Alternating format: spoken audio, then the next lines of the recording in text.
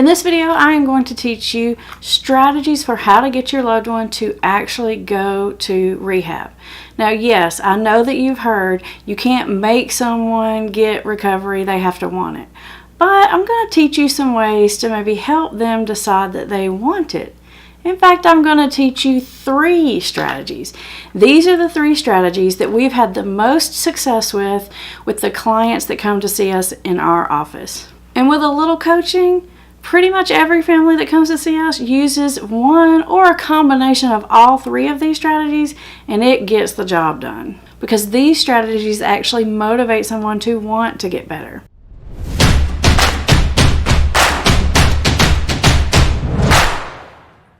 For those of you who are new here, I'm Amber Hollingsworth, and I want to say welcome to Put the Shovel Down. This is a YouTube channel dedicated to helping families understand the science and psychology of addiction so you can get your life back on track. You know, several years ago, after working in a private psychiatric hospital, I had taken calls for years and years from family members totally desperate, not knowing what to do with their loved ones, who were just wreaking havoc at home, who were coming in and out of the hospital, had maybe come to detox like 10 times, and they would call and they would say, "We need you to keep them longer." But because the hospital was an acute care facility, we couldn't keep them much longer than about 5 days. And I would have to tell these desperate families, you know, there's really nothing that you can do. They're going to have to decide that they want it. Yes, that was me telling these families that.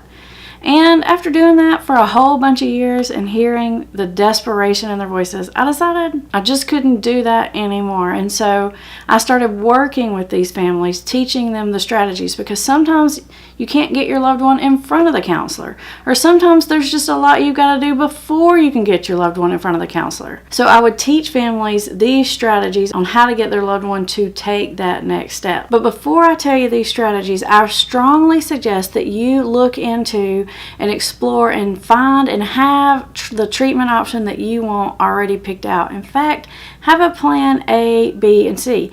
Maybe that's you just want them to talk to a counselor. Maybe that's you want them to go to residential treatment or to a sober living facility.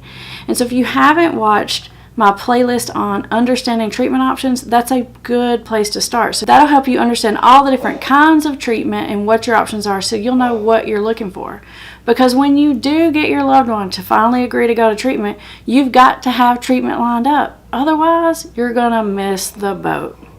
Okay, let's get into the strategies. Okay, strategy number 1 is to use basic leverage. And by leverage, I don't necessarily mean give someone an ultimatum, but sometimes it does come down to that. So like, let's say if you're dealing with a teenager who's maybe smoking pot all the time, you may have to say, listen, I'm not going to continue to support you unless you do something about this problem. Or you may say, in order to stay in this house, you're going to have to pay rent. You can't just be staying here and not going to school and not working. Like, that doesn't work.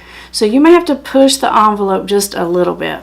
And so that can mean that you're leveraging them directly into treatment or therapy. But it could also mean that you're just leveraging them, you're pushing them along a little bit, and you're not making it so easy to stay in a stuck spot. I find that people really have to use the leverage one a lot if they're dealing with someone who's smoking a lot of marijuana, because that keeps people really unmotivated, and it does cause life destruction, but not to such a degree that it hits home to them in a heavy way most of the time that makes them think, oh, I've really got to do something about this. It just keeps them stuck.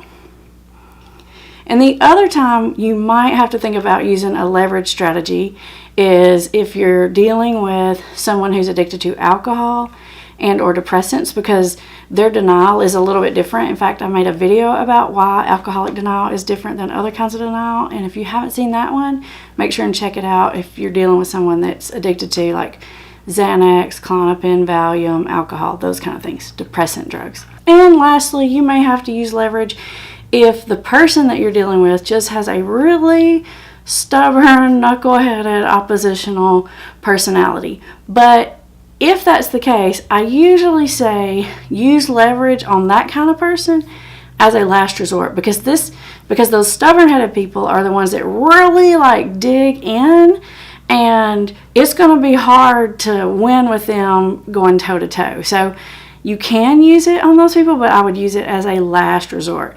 You may want to look at one of these other two options if you're dealing with a super stubborn-headed type person. You know, the kind of person that just says no because you said yes, or says yes just because you said no. Yeah, that one. That's the kind of stubborn-headed that we're talking about here. Okay, the second approach to getting someone to go to treatment is what I call the side door approach.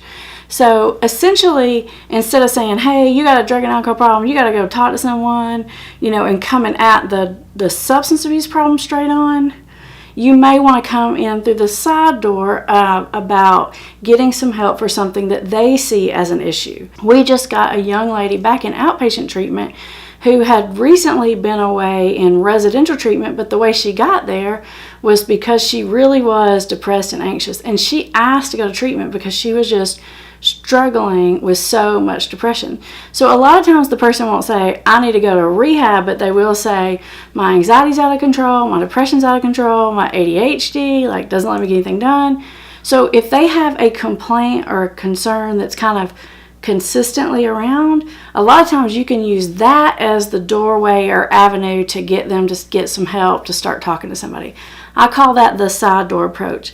The important thing to remember about that one is that even though you're coming in the side door, whoever you get them to see or wherever they go, it's really important that that person, counselor, doctor, program, whatever, know that there is an addiction issue going on, because the person themselves may or may not bring that information in, and that could get missed. So make sure that you are dealing with people or a person that understands addiction and that knows that there is addiction to drugs and alcohol happening. That way you can at least make sure you know that that's being addressed. Now, the third way that we teach people about getting a loved one to go to rehab is what I call like the long game.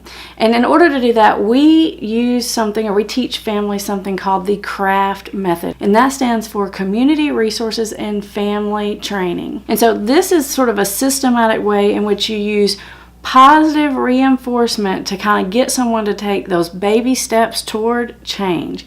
And so it's this combination of being sort of neutral when you see negative behaviors and being positive and sort of reinforcing positive steps in the right direction.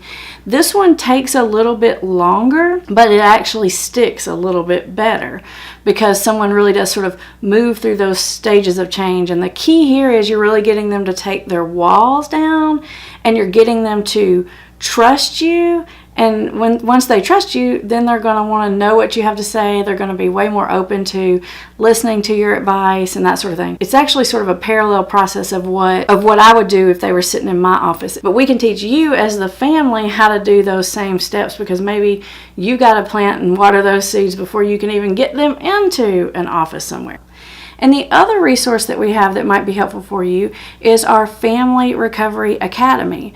Because in our Family Recovery Academy, that's an online program that has tons and tons of videos that only the people in that program have access to, that teaches you the CRAFT method, the step-by-step process for that, but also a lot of other really important information, like how do you actually get them to treatment, as in like transport them there? What do you do if they want to come home? What's good aftercare? What do you do if they relapse? And all this other stuff. It really is sort of a step-by-step guide on not just how to get them there, but how to help support them throughout that process. Now, I'm going to go ahead and link up those other videos on the CRAFT approach right here, so that all you have to do is click the button.